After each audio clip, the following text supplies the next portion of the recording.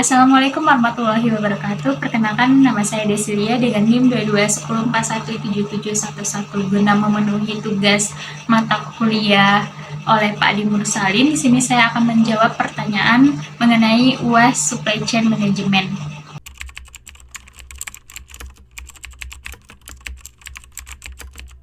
Saya mengikuti kuliah Supply Chain Management ini sebanyak 14 kali pertemuan, dan kenapa saya harus mengikuti kuliah ini dikarenakan mata kuliah ini bersifat wajib di dalam jurusan manajemen, dan materi yang sudah saya pelajari bersama dosen dan teman-teman saya di dalam kelas ada mengenai apa itu Supply Chain Management, manfaatnya, dan lainnya.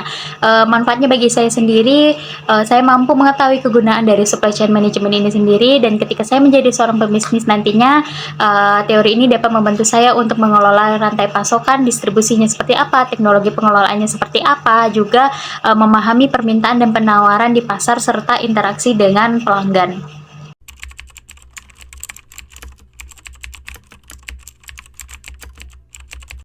Judul buku: Strategi dan Sinergi Merajut Keberhasilan dengan Manajemen Rantai Pasokan.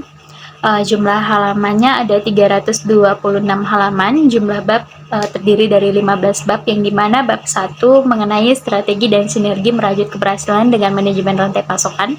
Bab 2 konsep dasar manajemen rantai pasokan, pilar kesuksesan bisnis modern. Bab 3 mengupas detail elemen-elemen esensial dalam manajemen rantai pasokan. Bab 4 perencanaan permintaan, mengukur kehandalan bisnis di era dinamis. Bab 5 pengadaan yang berdaya saing, mengoptimalkan sumber daya untuk pertumbuhan. Bab 6 arsitektur keberhasilan bisnis, menjelajahi manajemen persediaan yang efektif. Bab 7 melangkah menuju efisiensi tertinggi, eksplorasi dalam manajemen produksi dan operasi. Bab 8 mendistribusikan masa depan, transformasi, transportasi, dan distribusi. Bab 9 teknologi informasi sebagai pilar utama dalam revolusi supply chain management. Bab 10 rantai pasokan masa depan, mendefinisikan kembali kinerja melalui pemantauan dan analisis. Bab 11 melintasi arus tantangan, menavigasikan kompleksitas dalam manajemen rantai pasokan. Bab 12 Green SCM, mengurangi jejak lingkungan melalui inovasi dalam rantai pasokan. Bab 13 transformasi rantai pasokan, implementasi inovasi dalam supply chain untuk meningkatkan efisiensi dan keberlanjutan. Bab 14 inovasi dalam manajemen risiko rantai pasokan untuk meminimalkan dampak gangguan pada operasi bisnis. Bab 15 mengarungi masa depan, tren dan inovasi dalam manajemen rantai pasokan.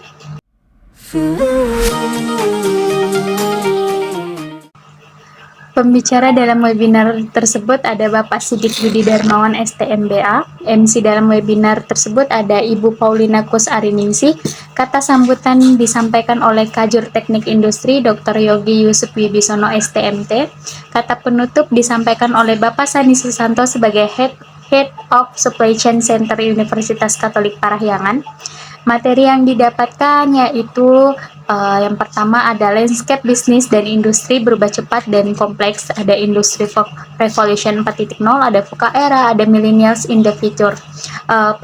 Pemimpin bisnis dan industri harus mengembangkan keterampilan baru atau new skill di dalam organisasi agar efektif menghadapi masa depan di dunia digital. Landscape-nya, kepemimpinan bisnis berubah, millennial phenomenon. This word no lens compete but synergy and collaborates. Organisasi bisnis harus melakukan perubahan atau transformasi kepemimpinan digital. 2. Ada perkembangan industri. Revolusi industri 1.0, penerapan mekanisasi produksi dengan mesin bertenaga air dan uap. Revolusi industri 2.0, penerapan produksi massal ini didukung dengan energi listrik. Revolusi industri 3.0, penggunaan elektronik dan teknologi informasi dan perkembangan lebih lanjut produksi secara otomatis. Inovasi berbasis penggunaan mesin otomatis berbasis komputer. Revolusi industri 4.0 berbasis sistem cyber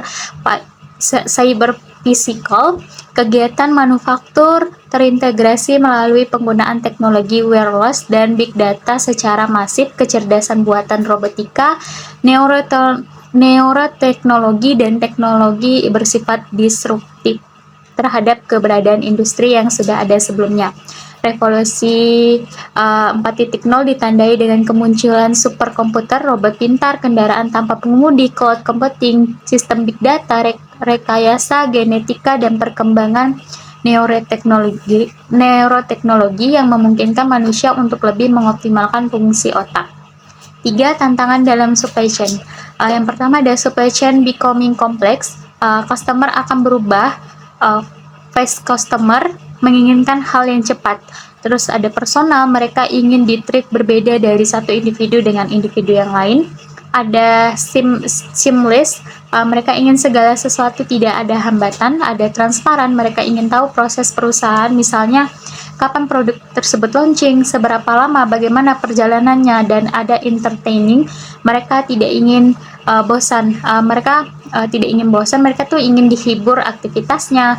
Kemudian ada customer menuntut hal dari perusahaan. Ada teknologi konsumen meningkat, harapan untuk layanan. Pelanggan mengharapkan pengalaman mobile friendly. Budaya selalu aktif berjalan pada layanan 24/7. Pelanggan channel hopping harapkan layanan multi saluran. Konsumen menuntut layanan yang dipersonalisasi.